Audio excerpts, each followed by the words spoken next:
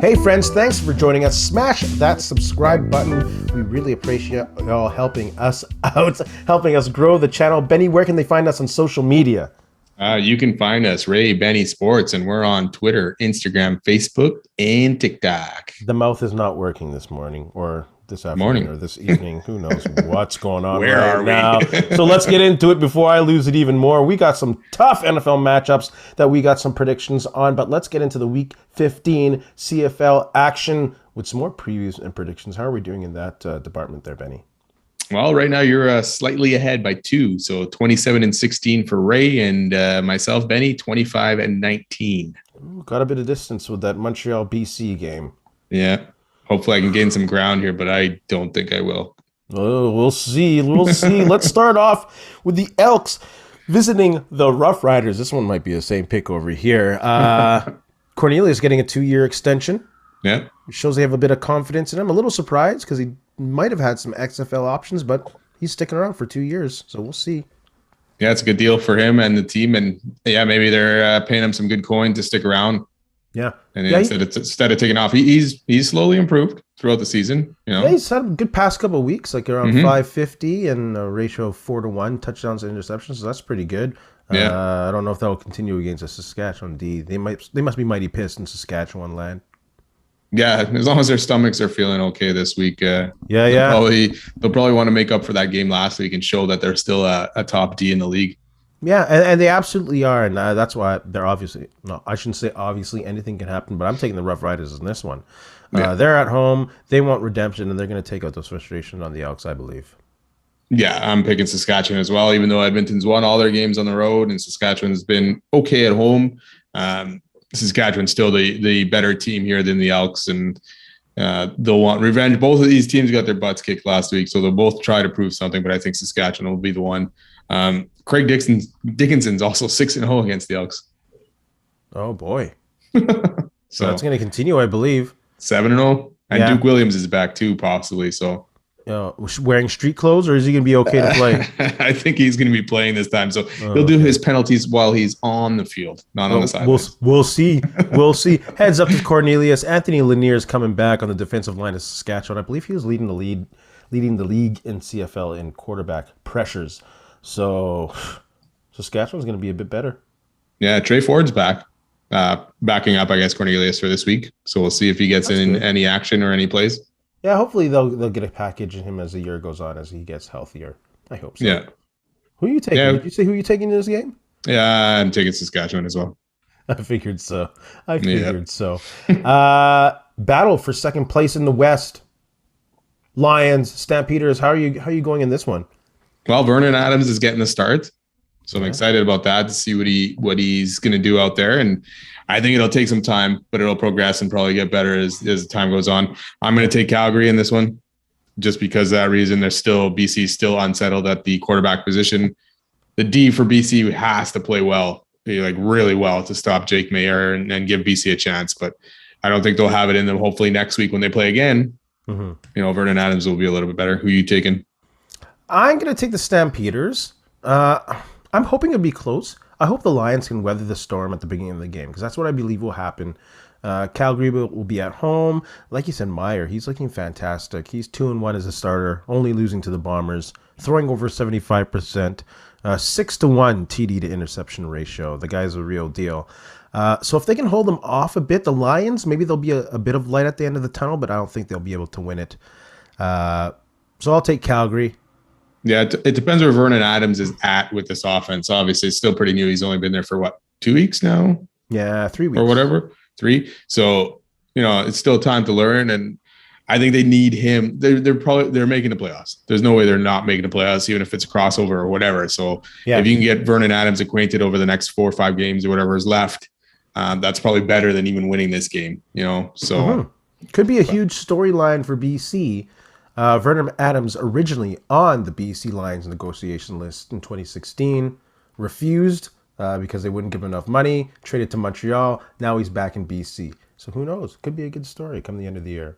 Make it to the West Final, lose to the Bombers. That's great. Yeah, I mean, Calgary has a chance here with this to take that lead in the hosting the West Semi, right? This Absolutely. is big. 2 games here. Yeah.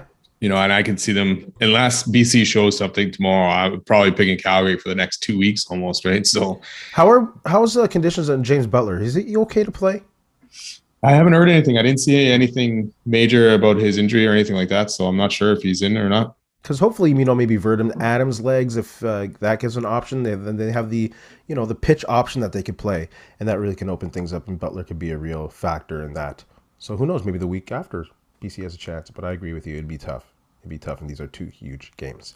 Yeah. Only 3 games this week. Let's talk about the most important one: the Bombers visiting the Ticats. 2 teams trending in very different directions. Bombers, after their loss to Montreal, have won 3 in a row. Hamilton coming off a bye in the midst of a 3-game losing streak. I don't know how you can go other than Bombers on this one, but what you got to say on this matchup? Or we're not picking Hamilton in this one? You can if you want. I'm not stopping you.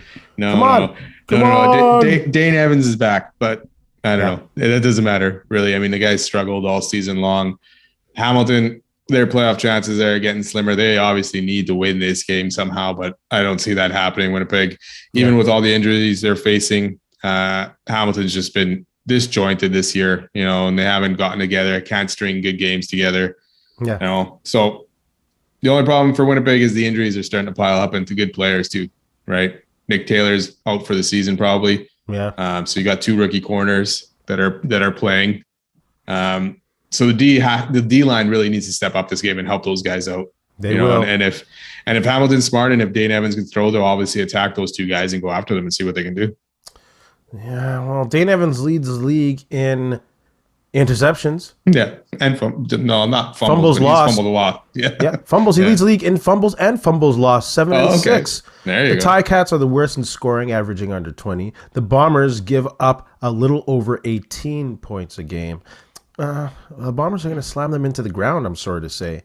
I think it'd be a cool story if this was a turning point for Toronto. Dane Evans came back in the form and they made it to the Grey Cup for the 3rd time in a row. To lose to the Bombers for the 3rd time in a row, that'd be a great story.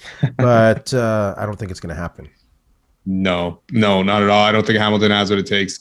And they've struggled. Dane Evans has struggled all year, and I can't see him finally turning it around here with 5 weeks to go or whatever. How many games they have left. So yeah, this is going to this should. I mean, we say it. We thought again against Montreal. It should be an easy win for the Bombers. Hopefully, they get out of there with no more injuries and stuff like that. Brandon Alexander and Michael Couture, both full participants in practice. I don't know if that brings them both back for that game, but it'd be good to see them back, especially Brandon Alexander with that youth in the secondary. He'd be that calming presence. And help bringing it all together. You mentioned injuries with the Bombers. The Bombers went through a 10-game streak without a bye. The tail end of this now is the Bombers have a bye after this week, going into Saskatchewan. Would be nice to sweep that series. Then the Bombers go into another couple games, having a bye in between their back-to-back against BC. So now we're kind of reaping the benefits of having a heavy schedule at the beginning, where they do have weeks to rest, and maybe those guys who are hurt, get a breather. And hopefully Bombers win and clinch a couple situations. And the schedule's looking real nice and in the Bombers' favor. Yeah, and then they get another bye, at the final West Semi, right? That's fingers crossed. That's fingers crossed, by the way, just to make sure. 2 more wins really is all they need. Yeah. Or a couple losses by, Calgary and BC if they split. I mean, that gives obviously Winnipeg a good chance to wrap that up sooner too. Absolutely. Yeah, the playoff picture is actually really clearing up in the West. The East is just... Well, Toronto's pulling away. That's true. And someone in the West is crossing over. So it actually is getting pretty clear of what's going on. The interesting thing, I guess, for it would be who's going to be that crossover, especially if BC loses this weekend and Saskatchewan wins. I think they're only a game difference after that. Yeah. So there'll be battle for that crossover. And does a team lose out more because they want to do the crossover? If you're in the West, who is the team you do not want to see in a crossover? I guess that's between. Well, go ahead. I guess it's going to either be Saskatchewan or BC there, right? But the crossover on the East, who would you not want to face? Saskatchewan at home in the Grey Cup? Probably not. Probably not them. I don't think, honestly, if Hamilton gets on a roll and gets into the playoffs and hosts that game, I think that's a team that you want to be worried about because they're experienced. I don't think they will go on a roll, but I think if anyone's going over that crossover, I don't think you want to see Hamilton if they're there. The Owls, meh. Yeah. Ottawa, I'm sure they have to go on a super run, meh. But I think Hamilton, just because they still have that talent, and if they make it there, that means they're going on a run. So I wouldn't want to see them. Yeah, it'll be interesting to see. I mean, if they can get a win against the Bombers this weekend, that obviously kickstarts it. But another loss and Montreal win, yeah, they're pretty much their chances are over at that point. Crazy. So. I'm just praying because I think I picked Hamilton to make it to the Grey Cup. Shameful. NFL talk? Yeah, did you? Yeah, I can't remember. We'll have to I took Hamilton. You took Toronto, and I'm pretty sure we both took Winnipeg. Yes, we both went out on a limb on that one. Sorry. Let's move on to the NFL. We got some tough matchups. I wouldn't call them prime matchups because they're not matchups everyone's going to be watching on Sunday, but they're tough matchups to pick. So we got some previews and predictions for that. Let's start off with the Panthers and the Giants. I'm going to pick the Giants in this one. I kind of like the way they're trending. And because Carolina couldn't stop the run last week. Like 200 yards on them. And I don't think Baker Mayfield's that good.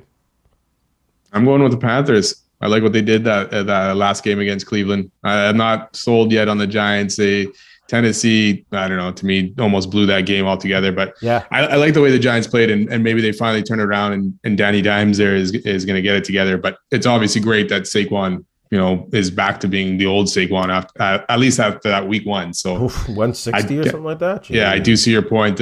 Carolina, they gave up a lot to Chubb last week and Hunt. So they'll probably do that. They'll have to stop it through the air. That's the thing with the Giants. Still, their wide receivers are still in flux to me. So, if they can hopefully stop that passing game, they'll be fine. There are people already in Carolina asking for Matt Rule's head, the coach. Week one. Well, it was, besides the second half, it was a pretty weak display on offense, and he's supposed to be an offensive guy, right? Yeah. So they weren't doing anything in that first half, and they got it rolling. So that's why maybe they'll keep it going in this one. But I'm not surprised. He's been there for a couple of years, supposed to be an offensive genius, and the offense has just been pretty terrible. I know he's had terrible quarterbacks, but I know. You just give him a decent quarterback. Yeah, I'm going to take Brian Flores and the Giants to get their second win in a row. Brian Flores? Oops, sorry. I did the same mistake as Bill Belichick. Oh, hey, Brian Dable. Bill Belichick's going into Pittsburgh, by the way. He might go 0-2. Brian Dable might go 2-0. Sorry about that. That's a crazy convenient little Brian Flores. That's quite the slip there. On the Steelers. And it happened in real life. Remember that? Bill Belichick called Brian Flores, said congratulations, and that's how stuff opened congrats up. For getting the Giants job. What? Wow, that's great. Let's talk about the Bucs and the Saints. A real good matchup in the NFC South. The Bucs been owning the Saints for the past 3 years or so. Who are you taking in this one? Well, Brady's actually, besides the playoffs, Brady in the regular season has struggled against the Saints. And now he's got a little bit roughed up last week. His receivers, I don't know who he's playing right now. Godwin's out. Evans and Julio are maybes. And the O-line isn't going to be good enough. I'm going to pick the Saints, actually, in this one to beat Tom. I like the way that the Saints D got it together against the Falcons. I know it was a little bit later, but they shut that Falcons finally down and they clamped down. And the offense was pretty good. I'll give your boy Winston some credit. He did pretty good. I'm surprised by that pick. Yeah. I didn't like the way the Bucs played last week against Dallas, even in beating them. No. The D was good. 19 points? Yeah, the D was good, but the offense just didn't seem in rhythm. But, the offense to me in Tampa Bay didn't seem in rhythm last season either, early, and then it got going. But there's a lot of injuries there.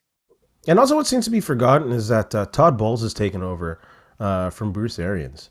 I totally, missed that until really looking into this game. It's like, oh yeah, he's head coach right now.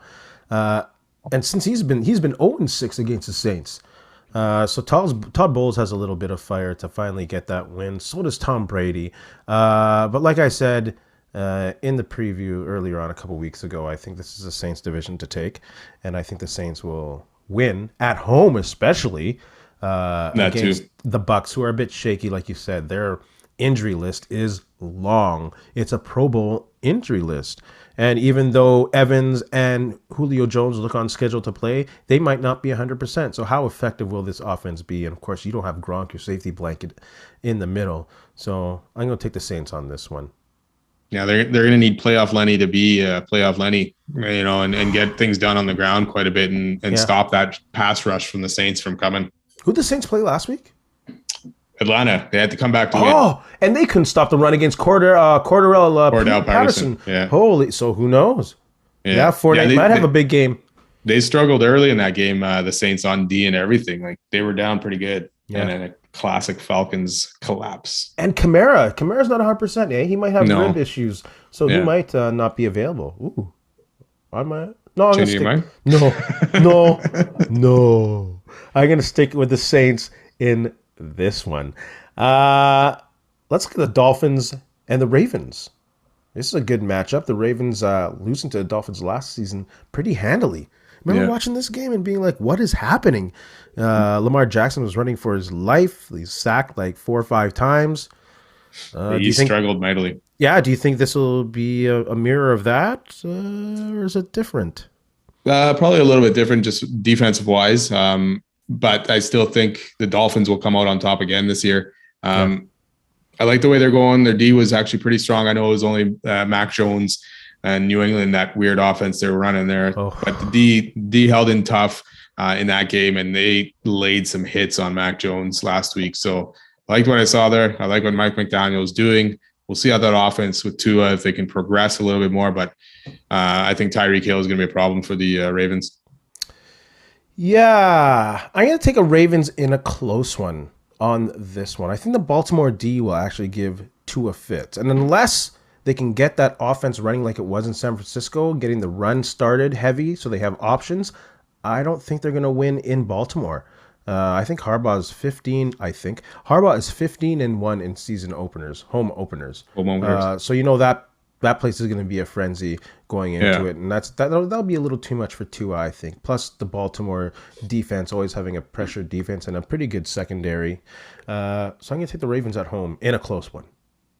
Yeah, it should be a good one no matter what. I feel like it'll be very low scoring though. Not the kind of shootout we expected, maybe even from Kansas City and the Chargers kind of game, but but it should be a good one. Good defensive battle. I'll take a tie on Pro Line. Yeah, it's probably a good pick. I'll take a tie on Pro Line. Dang, we should have started Pro Line picks earlier in this one. Another good matchup. I really like this matchup. AFC West, NFC West, Cardinals at the Raiders. I'm going to take the Raiders to win this one at home in LA. I think DeAndre Hopkins is just that kind of player. Your team can be irrelevant on offense. He's there. They're relevant. And I think they're still irrelevant. So I'll take the Raiders. Yeah, I'm going to go with the Raiders as well, just because the Cards D last week, they struggled against KC. They did not look good at all. They may get J.J. Watt back for this week, so that might help a little bit. But J.J. Watt's a little bit older. He's not the same kind of player. And Devontae Adams for the Raiders, he went off last week. He's going to go off again against this Cards D. So I see a very high-scoring affair and not a lot of great D in this one. I'm picking the Raiders. I don't like Kyler Murray the way he looked last week. He looked terrible. He was hesitant to throw the ball sometimes, hung on to it way too long. He did not look good. Yeah, it's like he didn't read the game plan. Yeah, probably didn't. Oh, my goodness. What's the game plan? You don't need that, do you? When you can just play some backyard ball, chuck the ball up, and have your receivers come back and catch it and stuff like that. Throw some Madden on, you'll get the game plan that way. It's worked. He's never going to live that down. He's never going to live that down. No. I agree with you. I think Adams and Carr, they're going to go off. I think they're going to try and get Waller involved more. He had a great second half of like 60 yards or something. But if they get him involved, I think he could be almost as important, if not more important, than Adams. Because if he has a guy like that open in the middle, giving linebackers and safeties trouble, that opens up everything else in the field. So I'm looking for them to really get him going in the first half. A big dose, because Cardinals have no answer for that.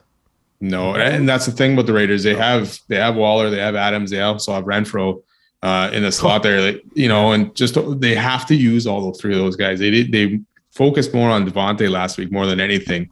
Yeah. Like you said, got Waller going a little bit later in the game, but Renfro, I don't think did much at all. So if they can get all three of those aspects going, plus, that'll open up the running game for Josh Jacobs, and should allow them to move the ball much better than they did last week. But Carr has also got to limit the mistakes. Absolutely. A couple of weeks ago, I was like, I want to see a couple of weeks on this Raiders team before I buy in. If they improve on last week's performance, I might buy in. Yeah, I mean, they hung in tough with the Chargers. They just too many mistakes, and it ended up costing them in the end. So, but we'll see this week. Cards. And this is a big game for the Cards because you're going to fall to 0-2 possibly here.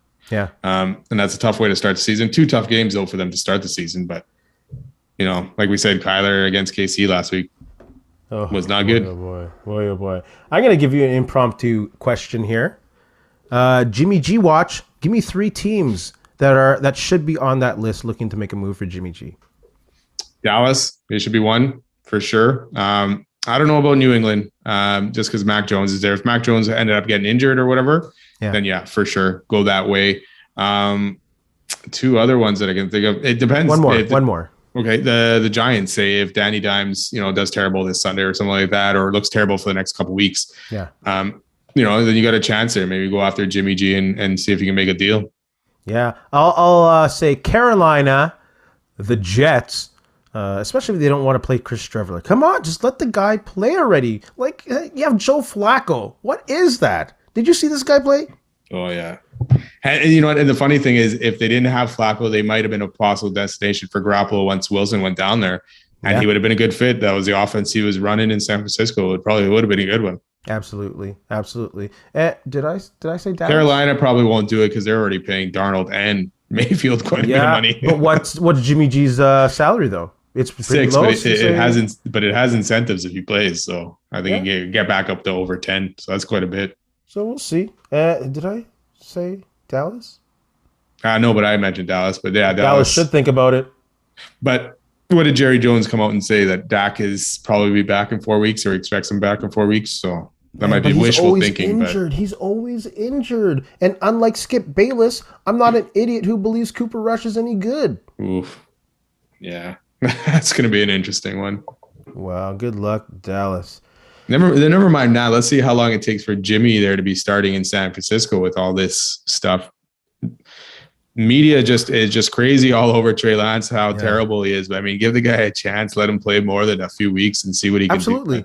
Oh, never mind Dallas. I do want to see actually Jimmy G go back to New England and save Bill Belichick's legacy. I want him to come back and then he becomes a quarterback that everyone thought he would be for a good 10 years and win Bill Belichick another 3 Lombardis. I want to see that despite being a Pittsburgh Steelers fan. I just like stories like that, eh, bro?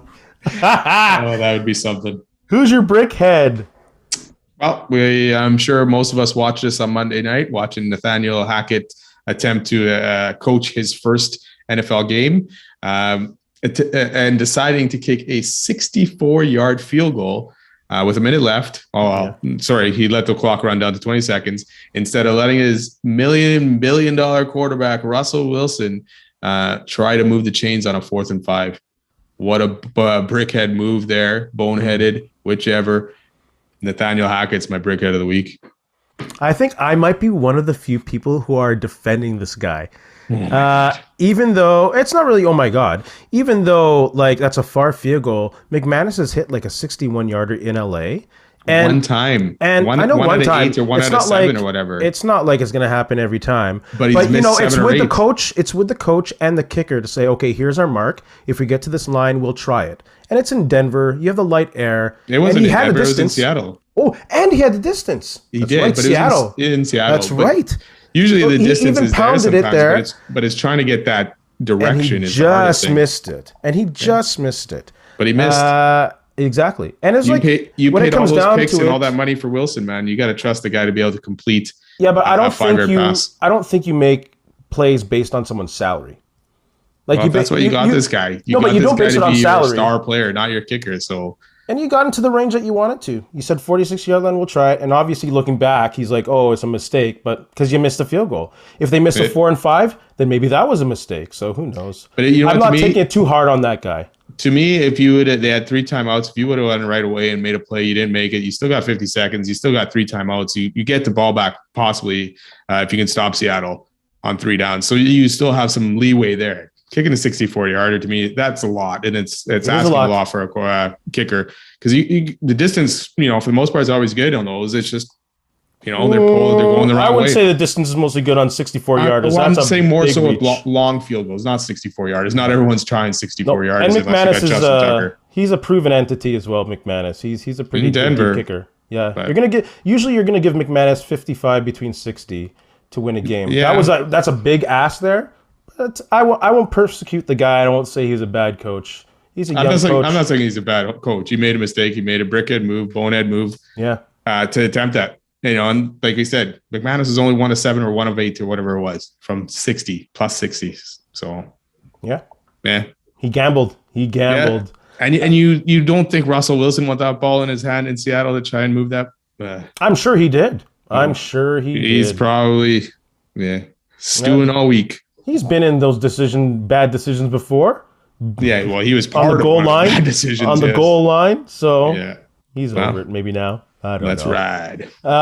Shout outs for this week. I'm going to give a shout out to the coach of the Canadian men's soccer team, John Herdman, for being the first ever coach to qualify a men's and a women's national kit from from the same country to the World Cup. That's a big one to get out there. That's a big one to get out. But congrats to John Herdman, amazing coach, turned both programs around. Shout out to him. Yeah, for sure. Awesome coach. You got shout out? Yeah, I'm going to give a shout out the 1990 Winnipeg Blue Bombers who are being inducted to the Manitoba Sports Hall of Fame. So shout out to that team. That was a great cup. I watched some highlights of it again today just to refresh my memory of that one. I remember like a few years ago, I had that on my PVR and I had it there for like years. Yeah. They showed it on TSN. I recorded it and I would not erase it. Like Greg Battle had a great game. Yes, he did. Oh. Yeah, that's in the clips I was watching today, man. He was a force right from the beginning. It's crazy. And then Burgess was just chucking bombs, and then D was just turnover after turnover. It was a good team. Great game. Yeah. It was a good team. Yeah. Benny, you have anything to say to the people? You know what? Just thanks a lot for listening. Don't forget, subscribe, follow, check us out, and have a good weekend. And in the famous words of Vitus Jurlitis, when he was asked about beating Jimmy Connors after 16 consecutive losses to him, nobody beats Vitus Jurlitis 17 times in a row. Hey, friends and neighbors, don't forget to check us out online on Facebook, TikTok, Instagram, and Twitter at Ray Benny Sports. And don't forget to check out our YouTube channel. Leave a like, leave a comment, tell us what you think.